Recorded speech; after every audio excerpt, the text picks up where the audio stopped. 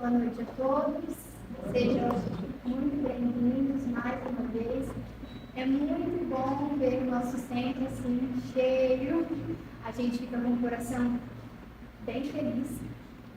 Antes da nossa prece, nós queríamos agradecer a nossa amiga e irmã de doutrina, Leila. Ela é trabalhadora do Centro Espírita Adolfo Bezerra de Menezes, de Terra Rica. Ela tem o dom, de cantar sempre. É muito bom ver as suas virtudes em forma de música, viu? A gente agradece muito, a gente sabe que é corrido para todo mundo, E vocês sempre tiram um tempinho para vir agraciar a gente, com as palavras. E também gostaria de agradecer a presença de todos, sejam bem-vindos. E gostaria de lembrar sempre que nas segundas-feiras nós temos o estudo da doutrina, das 8 às 9 horas. Então, fiquem à vontade, venham estudar, porque é um momento maravilhoso, assim como é nas nossas quintas-feiras. Então, nesse momento, quem se sentir tocado, pode fechar os olhos, mentalizar a presença do nosso Mestre Jesus. Vamos, nesse momento, agradecer por mais uma quinta-feira. Temos a oportunidade de estarmos aqui juntos, buscando uma palavra de conforto para os nossos corações, buscando compreender os ensinamentos do Mestre Jesus através dessa doutrina maravilhosa que nos esclarece, que nos ampara, que nos norteia. Senhor Deus, agradecemos também a presença da nossa amiga Leila, que o Senhor toque e abra o canal da inteligência dela e abra também, Senhor, os nossos corações, para que aquilo que ela fale, compartilhe conosco, possa chegar até os nossos corações e que possam se transformar em ações para a nossa semana. Senhor Deus, agradecemos ainda pelas nossas vidas, por esse centro espírita, pedimos que já se encontra aqui, que se faça presente nosso Mestre Jesus, toda a espiritualidade amiga, que trabalha com que esse ser funcione e ampare tantos corações. Pedimos ainda que o Senhor leve essa energia e circule este ambiente para aqueles amigos que não puderam estar aqui por um motivo ou outro. O Senhor leve paz para aqueles corações que se encontram em guerra. Leve amor para aqueles corações que estão cheios de ódio, de mágoa. E para nós, Senhor, pedimos que essa energia nos acompanhe também na porta dos nossos lares. Senhor, tudo que pedimos é em nome de teu Filho, Jesus Cristo. Que aqui esteja, hoje, agora e para sempre. Que assim seja. Eu sinto aqui a presença verdadeira do amor de Deus. Eu sinto paz aqui. Eu sinto aqui Ele. Eu fico muito feliz pelo convite obrigado. O Evangelho que traz a gente aqui, que é a boa nova de Jesus, que vai fazer com que a gente possa estar dividindo com vocês aquilo que a gente estudou para poder fazer a palestra desta noite. Naquela tarde azul, eu pude te sentir, no Monte Galileu, teu chamado eu compreendi. Então meu coração de esperanças palpitou, e uma alegria imensa me invadiu, me levantou. Cristo, estou aqui, tão pequenina, a te seguir. Tomo a minha luz e sou fermento do Evangelho de Jesus. Naquela tarde azul, eu pude te sentir, no Monte Galileu, teu chamado eu compreendi. Então meu coração de esperanças palpitou. Uma alegria imensa me invadiu, me levantou. Cristo, estou aqui, tão pequenina, a te seguir. Tomo a minha mão e sou fermento do Evangelho de Jesus.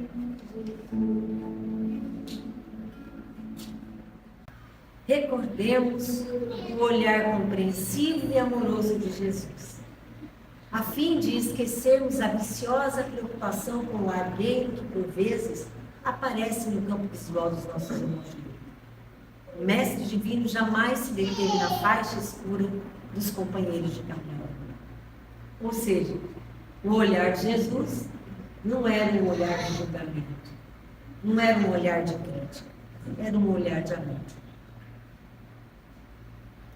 E assim, vamos começar com o nosso primeiro personagem, o cego de Jericó. Alguém se lembra da passagem do Evangelho sobre o cego de Jericó? Existem muitos personagens, e ele é um daqueles que me tocam. Eu tenho uma particularidade para dividir com vocês. Todas as vezes que eu estou muito nervosa, muito triste, ou que alguma coisa ruim aconteceu, de decepção com outras pessoas, de decepção comigo mesmo, de atitudes que eu tomei, eu sempre tenho em mente uma frase do cego de Jericó. E essa frase é: Mestre Jesus, filho de Davi, tem piedade de mim. E aí eu repito muitas vezes: Jesus, filho de Davi, tem piedade de mim. Jesus, filho de Davi, tem piedade de mim. Porque essa frase me remete ao cego de Jericó. Vamos nos lembrar dele, Timeu, filho de Timeu, Bartimeu. Ele era tão importante que ninguém sabe o nome dele. Qual é a importância desse personagem no Evangelho? Ele era chamado Bartimeu, o filho de Timeu. Que diz o texto? Em Bartimeu, o cego de Jericó, não encontra o homem inutilizado pelas trevas, mas sim o amigo que poderia tornar a vida, restituindo-lhe desse modo a visão que passa de novo a enriquecer a existência. Esse é o texto, falando que Jesus não viu nele o cego, mas aquele que tinha a oportunidade de ver novamente. E o Evangelho traz o que sobre ele? Saindo de Jericó, ele, os seus discípulos e uma considerável turba, Bartimeu, o filho de Timeu, cego, pedinte, estava sentado à beira do caminho. Ao ouvir que era Jesus, o Nazareno, começou a gritar e dizer: Jesus, filho de Davi, tem misericórdia. O que significam essas palavras no Evangelho? A gente vai encontrar no livro Boa Nova.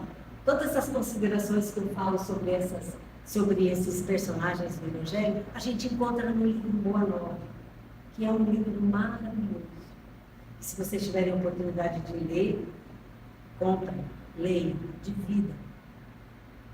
O que fala? Saindo de Jericó. Jericó era uma cidade onde os escravos do Egito, quando os escravos do Egito voltaram, os judeus libertos voltaram para a sua terra prometida, eles ficavam ali em Jericó. Então, saindo de Jericó significa saindo de onde se sentiam escravos. Porque, em geral, os peregrinos passavam por Jericó para ir para Jerusalém, que era chamada Cidade da Paz. Saindo de Jericó, deixando de ser escravo para ir para se melhorar, para ascender, para ir para uma coisa melhor. E ele estava ali.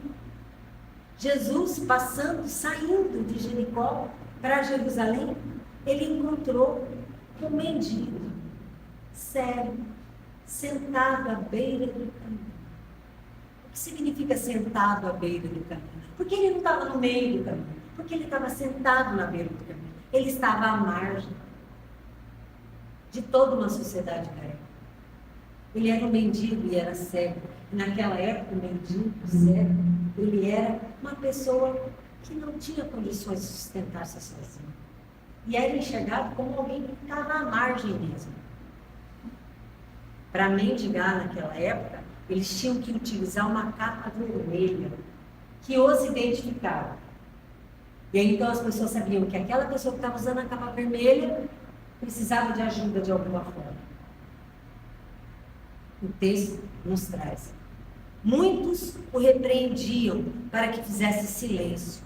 Ele, porém, gritava mais: Filho de Davi, e tem misericórdia de mim. Jesus, parando, disse: Chamai-o. E chamam o cego, dizendo-lhe: Anima-te, ergue-te, ele te chama. Jesus passou. E ele gritava: Jesus, filho de Davi, tem piedade de mim. Jesus, porque ele queria que Jesus visse ele. E todo mundo falava, todo mundo, todos os discípulos, todos aqueles que estavam ao redor, falavam o quê? Quieto, faz silêncio, o mestre está passando. E aí, Jesus falou: quero ver quem está me chamando. Chame.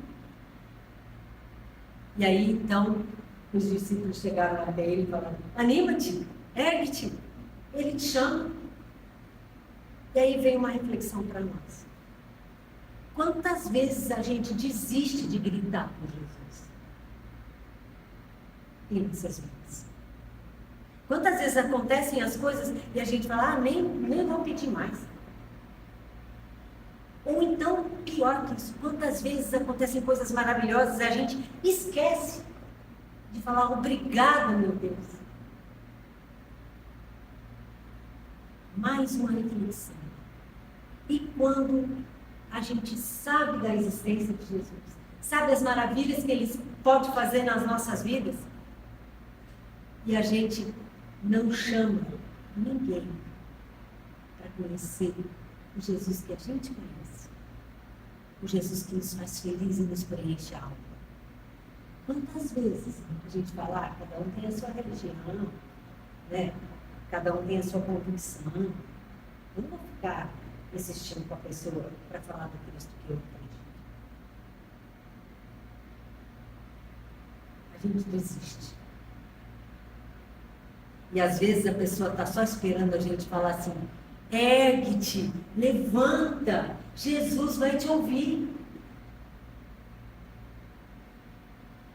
E o texto continua. Ele, lançando fora o seu manto, lembra? O manto vermelho. Ele tirou o manto vermelho, saltando, foi até Jesus e a resposta a ele. Em resposta a ele, Jesus disse: que queres que eu te faça? O cego lhe disse: Rabuni, que eu volte a ver. Jesus lhe disse: vai, a tua fé te salvou. Imediatamente voltou a ver e o seguiu. Olha quantas reflexões tem nesta frase. Ele tirou aquilo que dizia: você está à margem do caminho, você não serve para a sociedade, você sempre vai precisar de ajuda. Ele acreditou, ele tirou: não quero que tenham mais pena de mim, eu vou atrás do mestre. Muitas vezes a gente se vitimiza, né?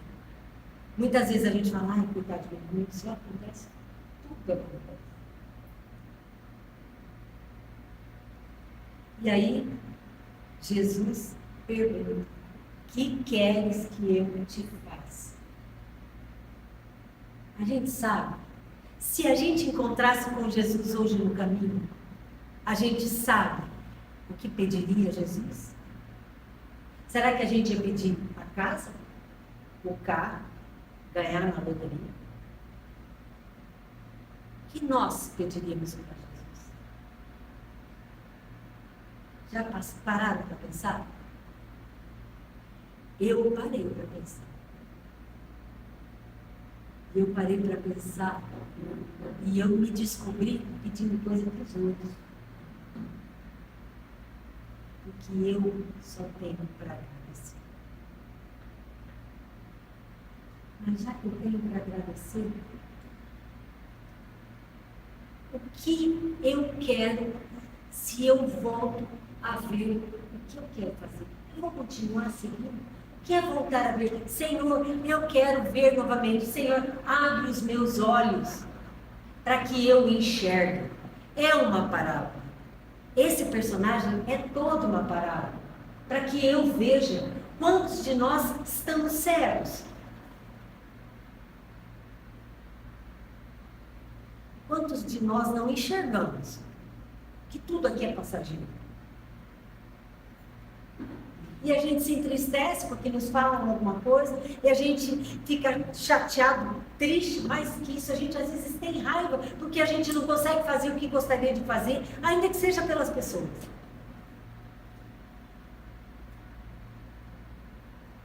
E se Deus permite que Jesus nos abra os olhos, porque Ele é o caminho, a verdade e a vida, a gente vai seguir Ele.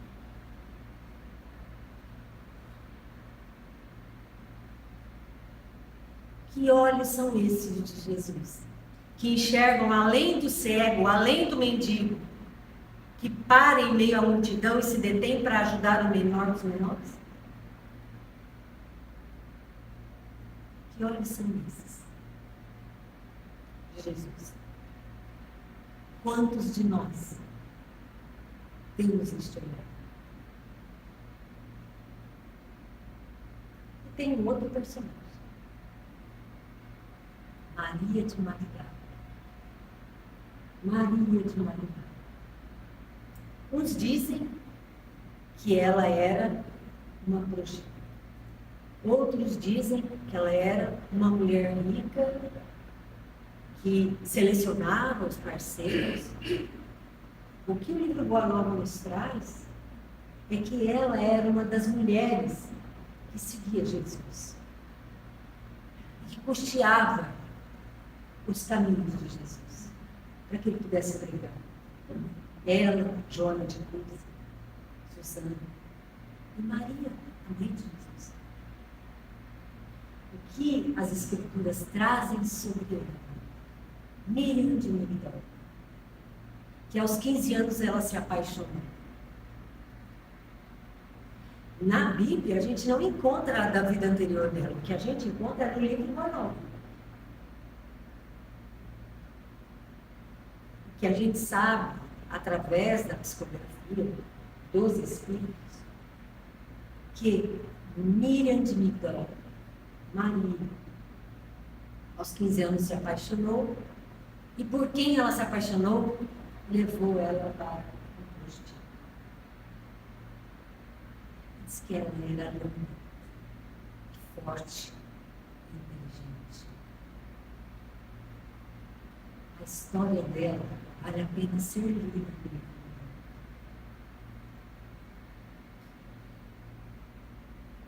Maria Madalena, no texto que eu estudei, ela é identificada nos evangelhos como a pessoa de quem Jesus expulsou os 7 demônios. Está em Marcos 16:9 e Lucas 8:2. O texto fala que ela presenciou a crucificação e o sepultamento de Cristo. E mais, foi a ela que Cristo apareceu primeiro depois de ressuscitado, tornando-se a primeira porta-voz da ressurreição. Ele apareceu primeiro para ela, uma prostituta.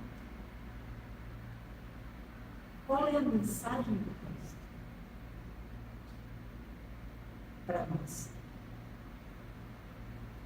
Diz que Maria estava andando numa liteira, que era tipo aquelas carruagens antigamente, ela era rica. Porque apenas os grandes soldados, aqueles que eram importantes da época, é que frequentavam a casa de Maria. E diz que andando pelo caminho, apareceu um mendigo com lepra, pedindo. E ela era muito caridosa. E ela deu para ele dinheiro. E falou, eu vou te dar. Mas eu ouvi dizer que existe um mestre, um Messias. Mas se você o encontrar, venha me falar. Venha me contar. Porque eu quero encontrar com ele. Porque de tudo que eu tenho, eu dou tudo o que eu tenho para encontrar o verdadeiro amor. Um amor que me preenche, que não me deixe triste, que leve de mim os demônios. E ele encontrou. E Cristo o curou. E ele voltou e foi falar para a Maria Magdala. Eu o encontrei. Encontrou ela em um transe, possuída, obsediada. E ele acordou ela do transe. Venha, o mestre está ali na casa de Pedro. Ela foi de barco, junto com o leproso curado, até a casa de Pedro. Chegando lá, ela ficou escondida atrás da porta, com vergonha, mas ela queria ouvir o que ele tinha a dizer. E Cristo a esperava. Jesus a esperava. E ele falou, Maria.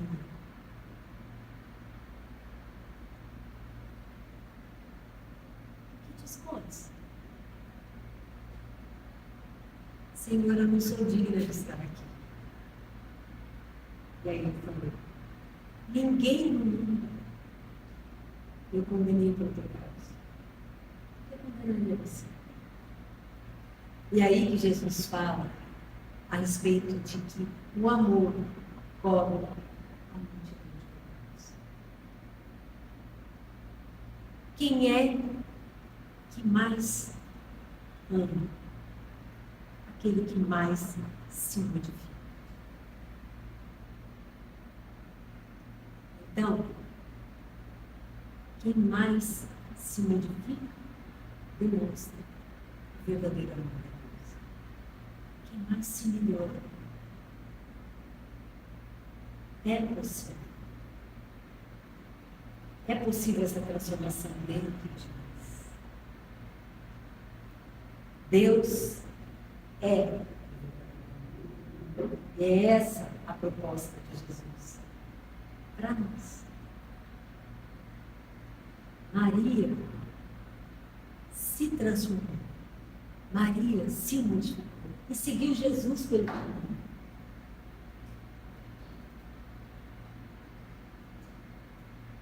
E tem um texto. Ela tinha um amor por Cristo inabalável. Dizem que ela é a apóstola dos apóstolos. Quem disse isso foi o Papa, em 2016. De retorno ao mundo espiritual, ela foi recebida por Jesus como aquela que conseguiu vencer a si mesma e muito mais. Porque quando ela viu Jesus ressuscitado, ela chegou para os apóstolos e falou, gente, eu vi, ele está vivo. Eles não acreditaram. Imagina, Jesus ia aparecer para você. Uma mulher, porque vocês sabem que naquela época, mulher não tinha valor nenhum. Hoje a gente ainda tem que lutar para ter. O valor, naquela época, era muito bom. E então, quando a gente fala de Maria, de Magdala, ela, tendo visto Jesus, a gente pensa, nossa, a hora que ela falou, vou ver Jesus ressuscitado, né, vou acolher ela, né? Não, além de falar que ela não tinha visto que era mentira dela, que a única pessoa que acreditou nela foi Maria, mãe de Jesus. Ainda assim, quando eles partiram para pregar, cada um para um lado, inclusive Pedro, ela pediu, me leva com você, deixa eu também ir para pregar. Não, não posso. Além de você ser mulher, não ia pegar bem. E ela ficou. E ela foi cuidar de leprosos. quando ela desencarnou, quando ela morreu, Jesus a recebeu pessoalmente. Maria, já passaste a porta estreita. Amastes muito. Vem, eu te espero aqui. Quem de nós está disposto a se modificar, a melhorar? Todo mundo vai responder. Né? Eu mesmo. Eu quero me modificar. Eu quero melhorar. Qual é o preço que eu vou pagar?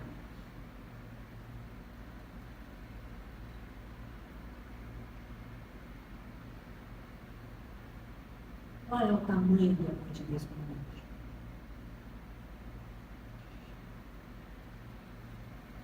Amaste muito. Vem, eu te espero aqui. Quem de nós não queria ouvir isso? Será que a gente não participou lá dos clientes da Galileia? No Sermão do Monte? Será que a gente já não ouviu o Cristo? Há quanto tempo a gente tem reencarnado? A gente está ouvindo toda essa maravilha que é o Evangelho. E a gente ainda não segue.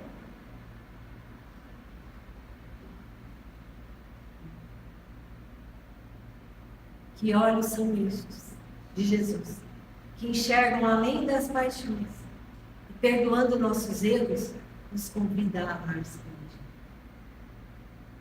A gente consegue olhar para aquele que errou e enxergar nele alguém que vai se modificar. Eu dou chance para as pessoas, mas se errar de novo, aí eu faço. Quantas vezes a gente tem errado, Jesus não tem se afastado de nós?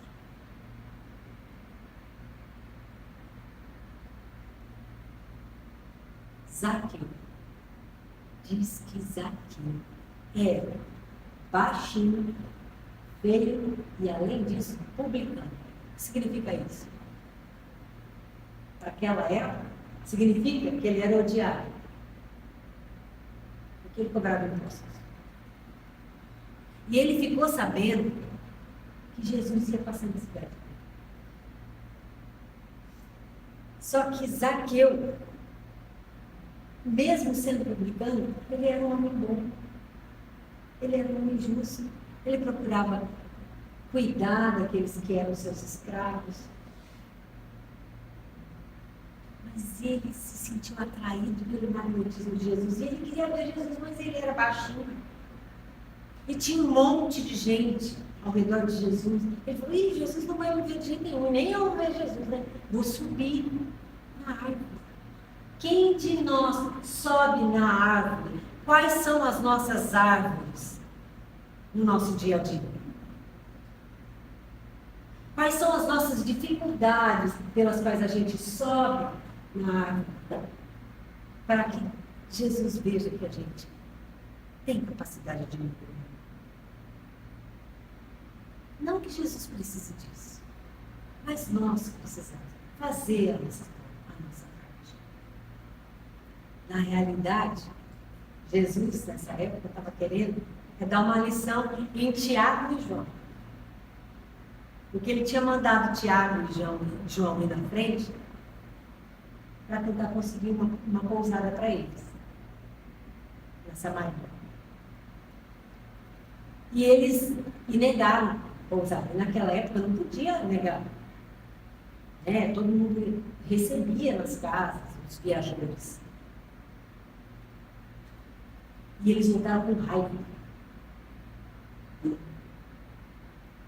E aí Jesus pegou e falou assim, vocês estão com raiva, pois eu vou hoje comer na casa de um publicano. Qual era a lição? Tudo que Jesus fez, até o momento, é hora certa, lugar certo, pessoa certa. E a gente ainda não duvida. A gente não duvida. A gente esquece. E a gente duvida. Jesus sempre fala em parábolas. E depois dessa parábola aqui de Zaqueu, dessa história de Zaqueu, vem o bom samaritano. Quem é o teu próximo? Se nós formos comer, jantar na casa de um corrupto que está sendo processado porque roubou, vão nos taxar como? Também é corrupto. Também faz coisa errada. Não é assim? Diga com quem tu andas e direi quem tu és. Mas Jesus estava na casa de Zaqueu, um publicano. Se ele estava lá, algo de bom ele tinha. E são os olhos de Jesus para saber. O texto. Entrando na cidade. Lembra? Ele estava saindo. Aqui está entrando na cidade. Atravessava Jericó. E eis que um varão chamado pelo nome de Zaqueu, que era chefe dos publicanos e rico, procurava ver quem era Jesus. Mas não podia por causa da turba, porque era pequeno. E correndo adiante, subiu em escombro, a fim de vê-lo, porque estava prestes a passar por aquele lugar. E quando chegou ao local, olhando para cima, disse Jesus para ele: Zaqueu, apressa-te, desce, pois hoje é necessário permanecer em tua casa. E ele, apressando-se, desceu e o hospedou. Ao verem isso, todos murmuravam, dizendo: ele foi perguntar com um varão pecador. Ficando de pé, disse Zaqueu ao Senhor: Senhor, eis que dou metade dos meus bens aos pobres, e se extorquir algo de alguém, eu vou restituir em quadro. Disse-lhe Jesus: hoje houve salvação nesta casa, porque este também é filho de Abraão. Pois o Filho do Homem veio buscar e salvar o que está perdido. Jesus não veio para quem não precisa. Jesus veio para nós, que precisamos dele. Quem de nós abre as portas do nosso coração para que Jesus entre e faça maravilhas?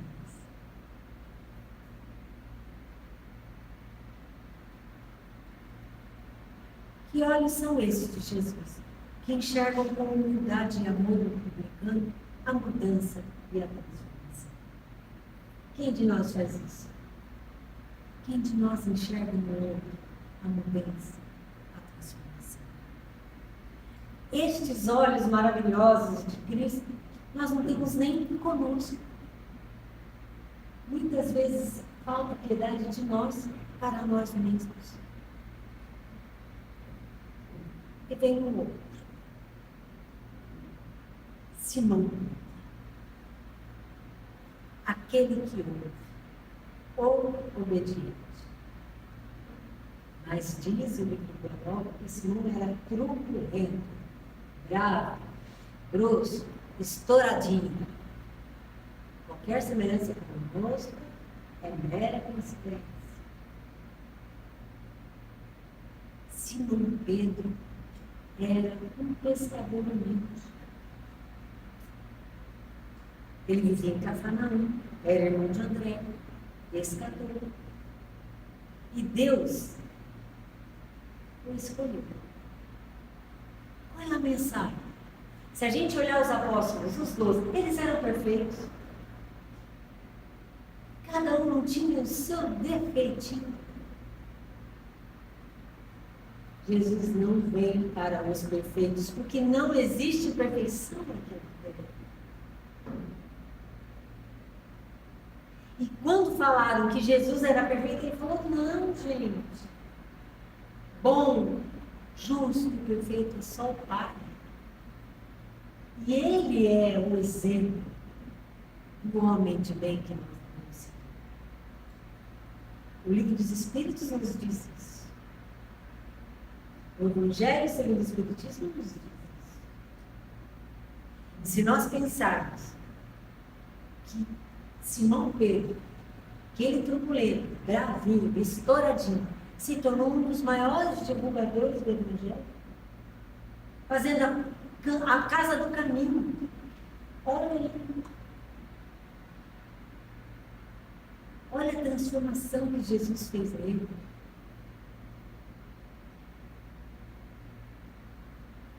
E ainda assim, ele negou Jesus 3 vezes. Conviveu com Jesus. Conviveu com Jesus. Durante a última ceia, ele falou, imagina, mestre, você não vai lavar os meus pés. Eu é que vou lavar os seus pés. Imagina você lavar meu pé. Jamais. E ele ainda assim negou Cristo 3 vezes. Jesus deixou de amá-lo.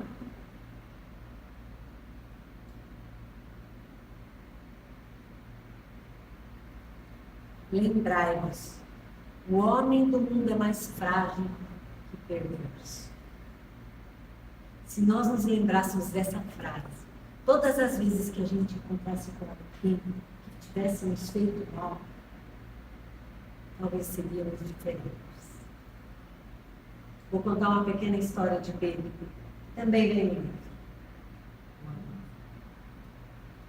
Diz que Pedro, quando já estava ganhando na mansão do caminho, cansado. Ele trabalhava, o sol levantava, o sol se punha e ele estava trabalhando, recebendo pessoas, alimentando pessoas, falando do Evangelho, falando da Boa Nova. E disse que era tarde da noite. Ele já tinha atendido a última pessoa. Bateram na casa do caminho. Era o menino. Aí ele falou, agora eu não vou, estou muito cansado. Nossa, até agora eu estou trabalhando, eu não consigo, eu não vou atender.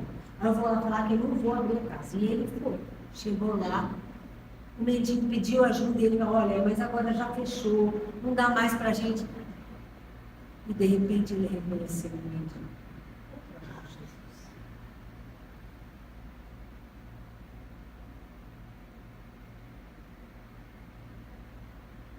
Depois de já estar trabalhando um monte pela divulgação do Evangelho, da Boa Nova.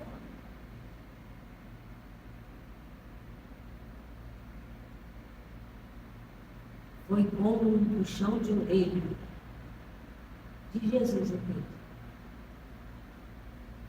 Significa que ele não era bom? Significa que ele não havia se transformado? Apenas que ele não era perfeito.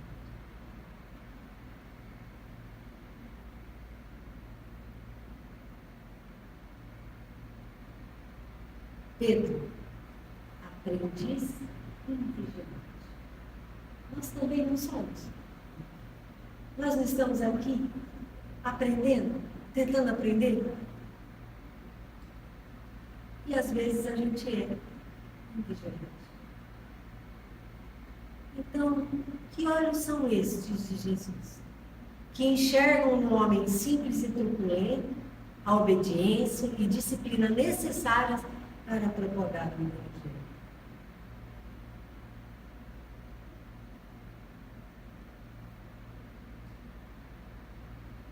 A gente não, né? Depois do velho ela faz essas coisas.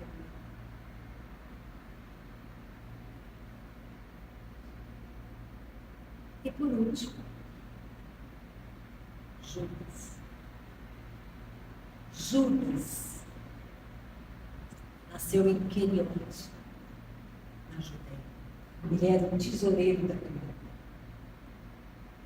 Foi encontrado uma cópia de um manuscrito em 1970 que foi publicado em 6 de abril de 2006, em que fala, isso numa caverna no Egito, em que fala que Judas, na realidade, ele não foi um traidor. Ele cumpriu as escrituras. Ele fez o que tinha que ser feito, mas se arrependeu. E ele se suicidou porque ele não se conformava que Cristo não salvou a si mesmo. Porque ele achava, ele acreditava tanto em Jesus, que ele falou, ó, eles vão prender ele, eles vão matar ele, mas aí ele vai fazer aquela revolução. Porque ele é o Messias. Eu tenho certeza que ele é o Messias. Então ele não vai ficar sem fazer nada.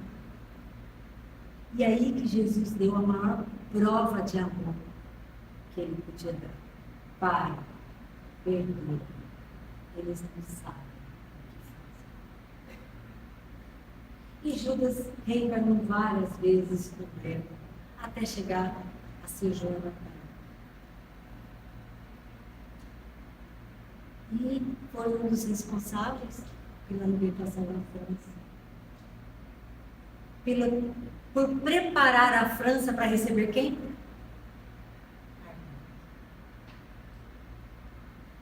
Que ia codificar e nos trazer a reconciliação. O Evangelho de Deus. E aí ele cumpriu essa missão.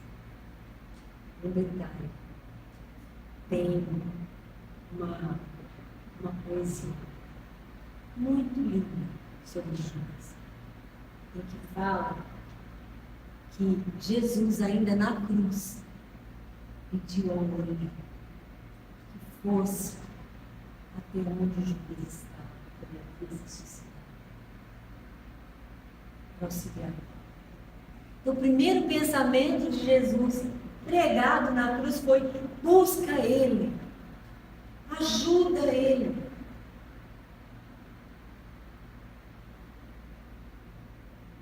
Que amor perfeito.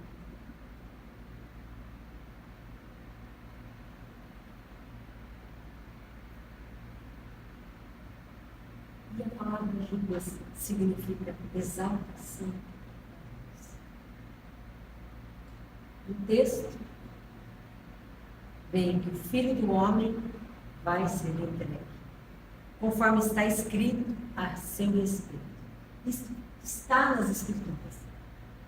Melhor seria para ele se aquele homem não tivesse nascido, em resposta a Judas. Porque, ai daquele que nega Jesus. Né? Judas o estava entregando. E ele disse: porventura sou eu, Rabi? E Jesus disse: tu disseste. Ou seja, ele teve a certeza de falar: sou eu mesmo que tenho que entregar ele. Ele queria a revolução. Ele não estava aguentando mais esperar que as coisas mudassem, que os romanos fossem derrotados, que o Evangelho fosse proclamado, porque ao amor do Cristo os cristãos fossem reconhecidos. Ansiedade de resolver as coisas todas correndo. Algum de nós é assim hoje?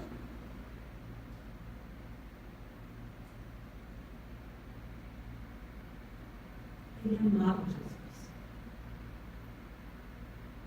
Ele acreditava que Jesus fosse fazer a revolução.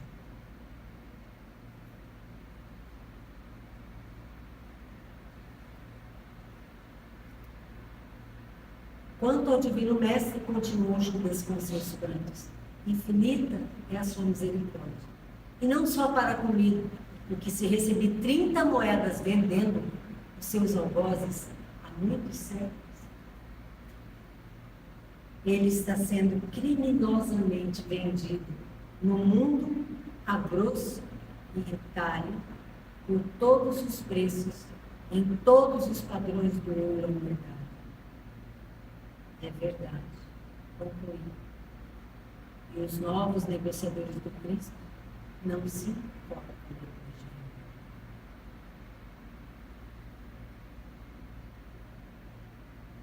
Quantos de nós continuamos vendendo Cristo?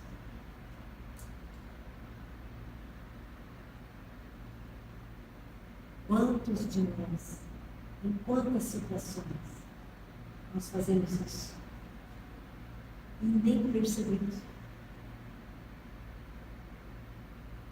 Quantos de nós negociamos a nossa fé? Senhor, me dá isso que eu te dou aqui.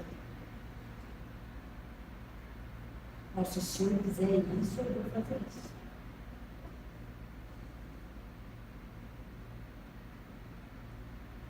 Quantos de nós temos traído a confiança de Deus?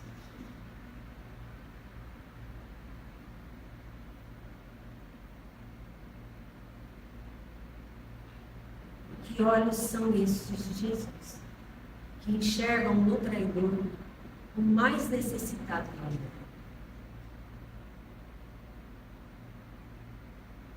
Essa mensagem que eu falei para vocês, que hoje seria uma mensagem de esperança, de amor. Mas parece que em todos esses personagens a gente sempre enxergou um pouco de nós, dos nossos defeitos. A gente tem um pouco do cego de Jericó, a gente tem um pouco de Maria de Magdala, a gente tem um pouco de Zaqueu, a gente tem um pouco de Pedro e a gente tem um pouco de Judas. O que importa não são os defeitos, as vicissitudes, mas que virtudes deles nós conseguimos conquistar se nós deixarmos que Jesus entre em nós. Ou vocês acham que Jesus não consegue nos olhar por esse olhar de amor, e enxergar em nós as nossas capacidades? Então a mensagem de hoje é uma mensagem de esperança. De que Jesus vai ver a gente, sempre que tiver de olho. Ele sabe o que vai no nosso coração, o que vai na nossa mente. Ele sabe até onde a gente consegue ir. E Ele vai nos perdoar sempre. E nos aproximarmos dele, mais cedo ou mais tarde, depende única e exclusivamente de nós.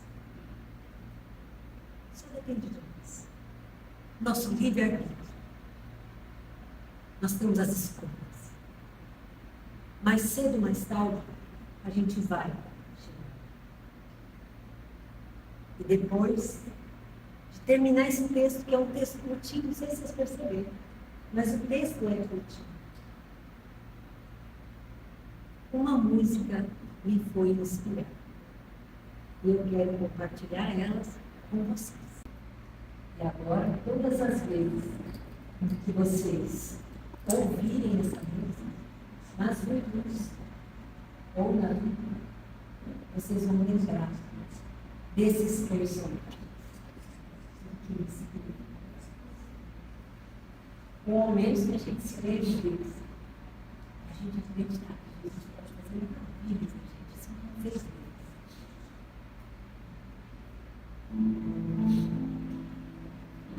São tantos os seus exemplos, Senhor, que se não fosse por ti, eu nem ousaria.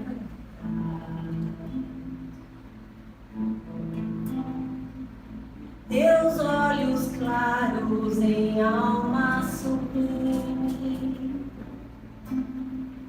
sempre a me ensinar. Ao céu de Jericó, não apenas a luz do sol, a fé o fez perceber que caminho seguia. Viu em Maria muito mais que falsos amores, a vontade de mudar no íntimo suas dores. Em Zaqueu fortaleceu a justiça e lhe deu a chance de viver além de suas posses. Ensinou Pedro, fez nascer o Evangelho, transformando o homem duro e cheio de medo. O Judas nos mostrou a força do bem. E no instante primeiro foi dele, deu amor perfeito. E eu meu Senhor, de alma sublime, canto entre meus, o que me guia vencendo meus erros. Em mim, este filho de Deus, Senhor de olhos sublimes, porque se não fosse por ti, nada haveria de mim.